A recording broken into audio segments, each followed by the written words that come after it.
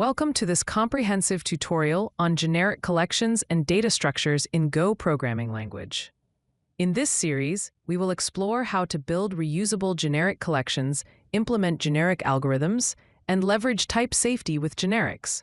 Generics are a powerful feature that allows us to write code that works with multiple types while maintaining compile-time type safety. This modern approach to Go programming enables us to create more flexible and reusable code patterns without sacrificing performance or safety. Generics provide a way to achieve type-safe code reuse in Go programming. They allow us to write functions and types that work with multiple types while maintaining compile-time type safety. Before generics, developers had to write separate functions for each type or use empty interfaces which sacrifice type safety. With generics, we can define type parameters using square brackets. For example, in the function print with type parameter t_any. The t represents a placeholder for any type. When we call print with a string hello, t becomes string. When we call it with the integer 42, t becomes int. This approach eliminates code duplication while preserving type information. Type constraints are interfaces that define which types are allowed as generic arguments. They enable type-safe operations by limiting the types that can be used with our generic functions. The constraint interface uses the pipe symbol to create a union of types. In our example, the numeric constraint allows int64, or float 64 types. This means our add function can only accept arguments of these specific numeric types. The constraint system ensures that we can perform operations like addition safely, knowing that the compiler will verify type compatibility at compile time. This prevents runtime errors and provides better code documentation. Generic types allow us to create reusable data structures that can hold different data types while maintaining type safety. A generic type is defined using type parameters in square brackets after the type name. In our stack example, t_any means the stack can hold any type, but all elements in a single stack instance must be of the same type. The struct contains a slice of type t, ensuring homogeneous storage. Methods on generic types use the same type parameters, allowing them to work with the specific type chosen when the stack is instantiated. This approach provides the flexibility of working with different types while maintaining the safety and performance of strongly typed code. Methods can operate on generic types using the type parameters defined on the struct. In our stack example, the pop method returns a value of type t and a boolean indicating success. When the stack is empty, we need to return the 0 value for type t. We declare a variable called 0 of type t, which automatically gets the appropriate 0 value for whatever type t represents. For strings, this would be an empty string. For integers, it would be 0. For pointers, it would be nil.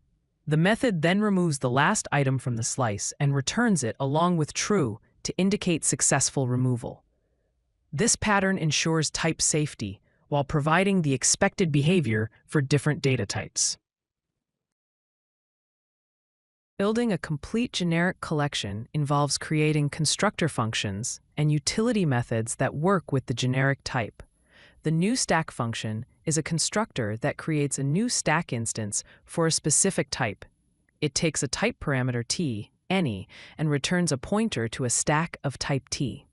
The constructor initializes the internal slice using the make function with 0 capacity for efficiency. The isEmpty method provides a convenient way to check if the stack contains any elements by checking if the length of the item slice equals 0. These utility methods make the generic collection more user-friendly and complete, providing a clean interface for working with the data structure regardless of the specific type being stored. Generic slices provide type-safe dynamic collections with built-in operations. We can create a generic list type that is simply an alias for a slice of type t. More importantly, we can create generic functions that operate on slices of any type. The filter function demonstrates this concept by taking a slice of type t and a function that tests each element. The function parameter takes a value of type t and returns a boolean.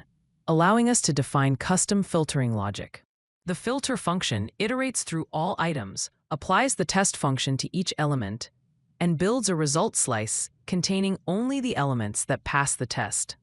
This pattern allows us to write reusable algorithms that work with slices of any type while maintaining type safety.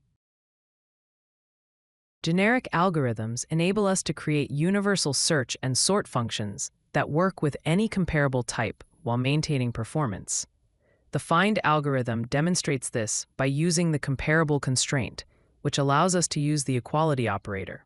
The function takes a slice of type T, where T must be comparable, and a target value to search for. It iterates through the slice, comparing each item with the target using the equals operator. When a match is found, it returns the index position.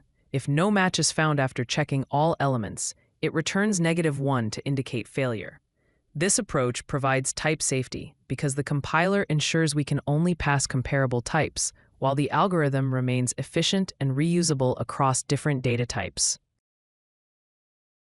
Generics provide compile time guarantees that catch errors during compilation rather than at runtime. When we create a stack of integers using newStack with int as the type parameter, the compiler ensures that only integer values can be pushed onto the stack. Any attempt to push a string or other incompatible type would result in a compilation error, preventing runtime failures. The pop method returns a value that is guaranteed to be an integer, eliminating the need for type assertions or runtime type checking. This compile time type checking provides confidence in code correctness and helps catch bugs early in the development process.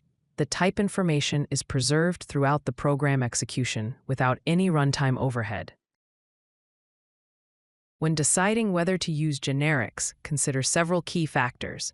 Use generics when building data structures like stacks, queues, or trees that need to work with multiple types.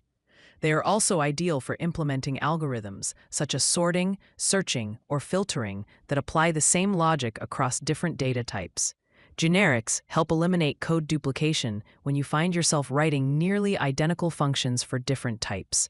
However, avoid generics when simple interfaces would suffice for your use case, or when the logic differs significantly between types, making a generic solution overly complex.